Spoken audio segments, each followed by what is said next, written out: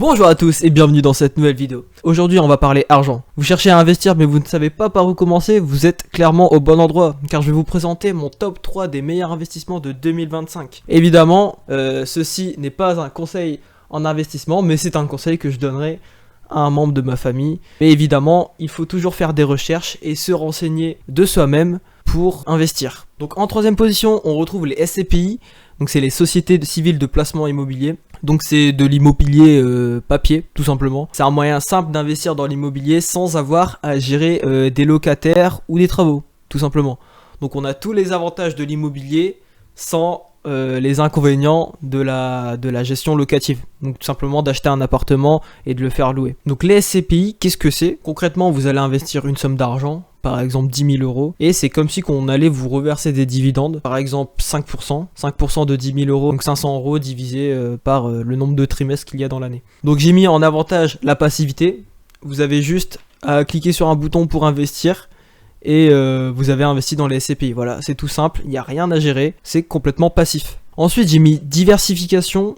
Donc il y a la diversification géographique et sectorielle. Soit vous investissez en France ou en Europe. Le mieux c'est d'investir en Europe pour avoir moins d'impôts. Et également sectorielle, parce que vous pouvez investir dans des bureaux, dans des commerces ou dans des résidences de services, des hôpitaux, dans ce que vous voulez. Évidemment j'ai mis... C'est très accessible. Les tickets d'entrée sont à partir de quelques centaines d'euros. Comparé à de l'immobilier locatif, vous devez acheter un appartement, c'est 70 000, 100 000 euros. Là, vous pouvez acheter à partir de 100 euros, 200 euros, selon les SCPI. Alors, au niveau du rendement, ça dépend. Plus la SCPI est jeune, en général, plus les rendements sont élevés.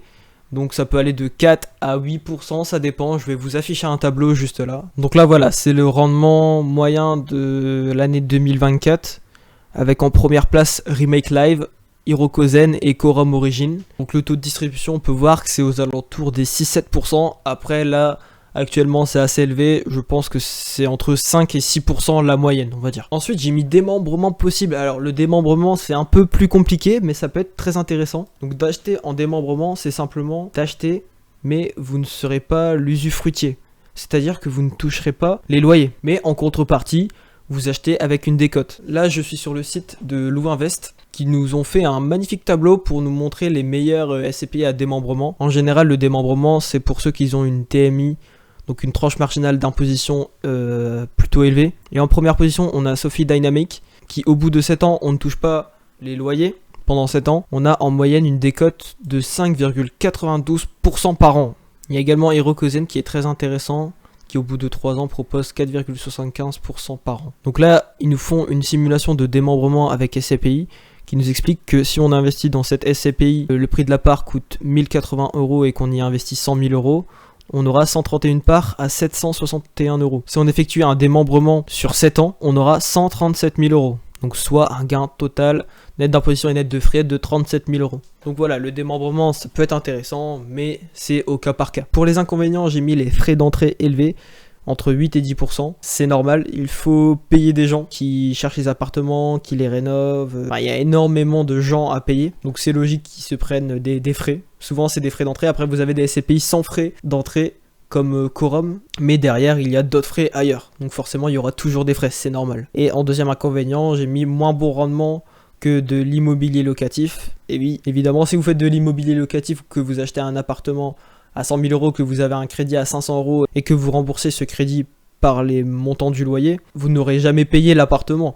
Mais il y a toujours des problèmes, la gestion locative, donc ça se compense. Les plateformes, j'ai mis Louvainvest, c'est l'une des plus connues et franchement elle est superbe, vous pouvez faire des simulations, tout ça, elle est cool. Quorum, il y a également les assurances vie, vous pouvez investir via les assurances vie. Donc c'est un petit peu plus particulier, si vous souhaitez une vidéo spécialement pour les SCPI, je pourrais vous en faire une. Et la vision, clairement j'ai mis long terme, 10-15 ans minimum, parce que si vous revendez avant 5 ans peut-être, il y aura les frais d'entrée qui vont jouer, donc ça sera pas très intéressant. Donc en deuxième position, on a les crypto-monnaies, un investissement qui fait beaucoup parler de lui. Les crypto-monnaies sont des investissements beaucoup plus risqués, donc rien à voir avec les SCPI, mais bien plus rentables. En avantage, j'ai mis les très bons rendements, donc le Bitcoin qui a fait 270% par an en moyenne depuis 5 ans. Et puis vous pouvez prendre toutes les crypto-monnaies depuis les dernières années, ça ne fait qu'augmenter. Mais ça risque évidemment de se calmer, ça ne peut pas faire que monter tout le temps. Ensuite, il y a du stacking qui sont possibles sur certaines plateformes.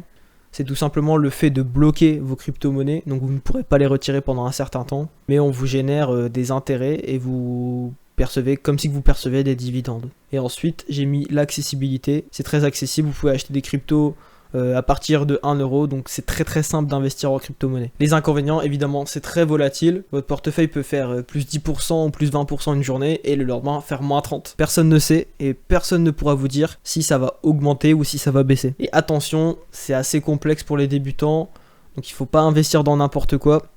Le mieux, ça reste d'investir dans les deux meilleures crypto-monnaies, on est sûr qu'elles sont fiables. Donc le Bitcoin et l'Ethereum. Moi actuellement je fais du DCA, donc du dollar cost averaging. C'est tout simplement le fait de mettre la même somme toutes les semaines. Je mets 25 euros toutes les semaines, donc ça me fait environ 100 euros par mois sur les plus grosses crypto-monnaies. Pour les plateformes, j'ai mis Binance, Trade Republic et Coinbase. Voilà. Après vous en avez d'autres. Donc il faut prendre des plateformes régulées par l'AMF, l'autorité des marchés financiers. Vous en avez d'autres, hein, mais j'ai mis les plus connus. Moi j'investis actuellement sur Binance parce que c'est les meilleurs en termes de frais. Et la vision, alors ça peut dépendre.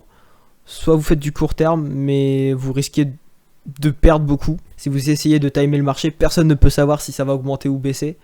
Donc il y aura un petit peu un effet aléatoire, un effet casino. Et clairement, moi je suis sur une vision long terme. Donc si mon portefeuille fait moins 30%, je ne revendrai pas. J'en profiterai pour racheter, mais je ne revendrai pas du tout. Donc il ne faut surtout pas mettre, je sais pas moi, 1000 euros comme ça d'un coup et espérer le mois d'après que ça s'est transformé en 2000 euros. Moi, clairement, j'ai une vision plus long terme et je verrai dans 5-10 ans ce que mon portefeuille aura fait. Et le number one, évidemment, la bourse. Ça doit être le moteur de votre patrimoine. Il y a énormément d'avantages, moins d'inconvénients, évidemment. On va voir ça maintenant. Clairement, elle offre le meilleur compromis entre risque et rendement, à condition d'avoir une vision long terme. Je vous parle toujours de vision long terme parce que moi, je suis assez jeune, je suis étudiant, j'ai 19 ans, j'ai un horizon de placement très long, ce qui me permet de ne pas avoir peur du risque. Alors en premier avantage, j'ai mis les ETF. Donc les ETF, c'est quoi? C'est un panier d'actions. Ça permet d'investir dans énormément d'actions en même temps, de ne pas investir que dans une seule action. Il y en a plusieurs, mais les plus connus, évidemment, MSCI World, SP500, Nasdaq. MSCI World, ce sont les 1500 plus grosses entreprises mondiales. Et SP500, c'est les 500 plus grosses entreprises américaines. Et le Nasdaq, c'est les 100 plus grosses entreprises américaines sans compter la finance. Clairement, les ETF, c'est totalement passif et c'est le meilleur à faire.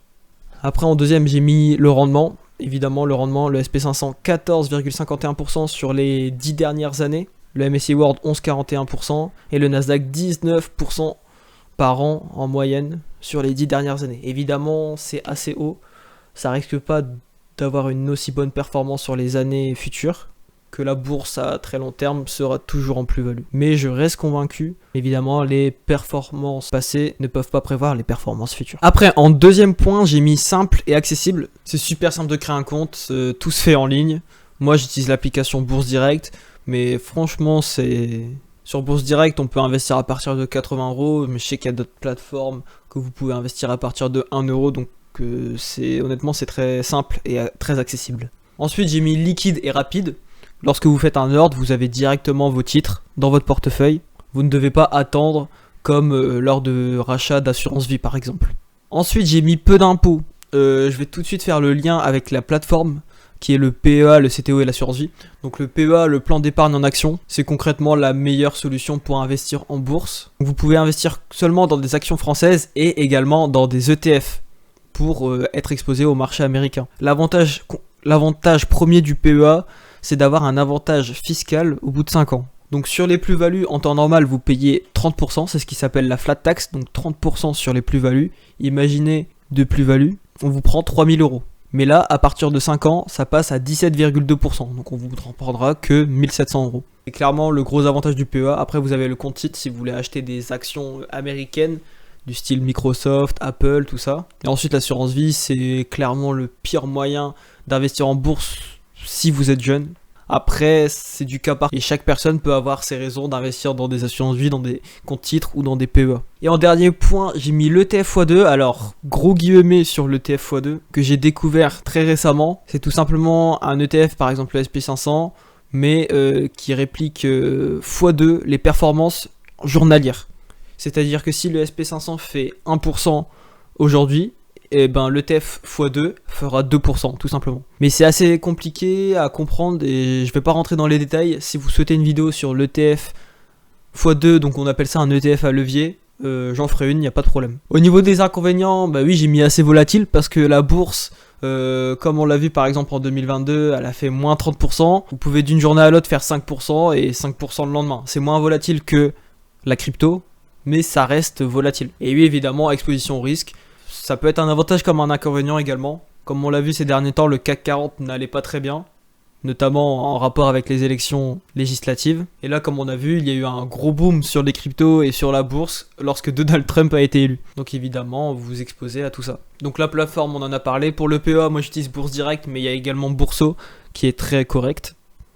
Pour le compte titre, moi personnellement j'en ai pas, mais je sais que Trade Republic offre un très bon compte titre, mais il y en a d'autres aussi. Et pour l'assurance vie, j'en ai pris une juste pour prendre date, où j'investis seulement 25 € par mois, et c'est sur Linksea. Donc c'est Linksea Avenir ou Spirit 2, je crois, je sais plus exactement le nom. Je pourrais vous le mettre en description si vous le souhaitez. L'avantage de l'assurance vie, c'est qu'il y a des avantages fiscaux au bout de 8 ans, contrairement au PEA, qui lui c'est au bout de 5, mais il y a beaucoup plus de frais. Et la vision, personnellement pour moi c'est du long terme. Je vais pas essayer de timer le marché, je vais pas essayer de faire du stock picking, d'acheter au bon moment ou de revendre au bon moment. Moi j'achète et je vois dans 15 ans ce que ça aura donné. Donc voilà, j'ai mis 10-15 ans, mais ça peut être même plus, ça peut être 20, 30, 40 ans. Donc voilà, en conclusion, top 1 la bourse, top 2 les cryptos, top 3 les SCPI. Donc j'ai fait une petite conclusion pour chaque domaine. La bourse devrait être le moteur de votre patrimoine si vous êtes jeune et que vous avez un horizon de placement très long, c'est pour moi le meilleur. Si j'en garderais qu'un personnellement, ça serait la bourse, en termes en tout cas de rendement et de risque. Les cryptos sont un bonus pour donner un coup de boost à votre patrimoine, mais il ne faut pas avoir peur du risque et ne surtout pas vendre lors des grosses chutes. Évidemment, il ne faut pas paniquer lorsqu'il y a des chutes. Au contraire, lorsqu'il y a des chutes, il faut renforcer sa position. Mais pareil, je n'essaye pas de timer le marché et j'ai un horizon de placement assez long. Donc les SCPI sont un excellent moyen pour se diversifier et sont moins volatiles comme c'est de l'immobilier. Bah oui, vous allez acheter un bâtiment, il va pas prendre moins 50% le lendemain, comme pourraient le faire les cryptos. Ça reste de l'immobilier. Mais les rendements, évidemment, sont moindres, comparés notamment à de l'immobilier locatif. Donc voilà, j'espère que cette vidéo vous aura plu. Si vous avez la moindre question, n'hésitez pas à mettre en commentaire. Et n'hésitez pas à liker et à vous abonner, ça m'aiderait énormément étant donné que je viens de créer cette chaîne. Bonne journée!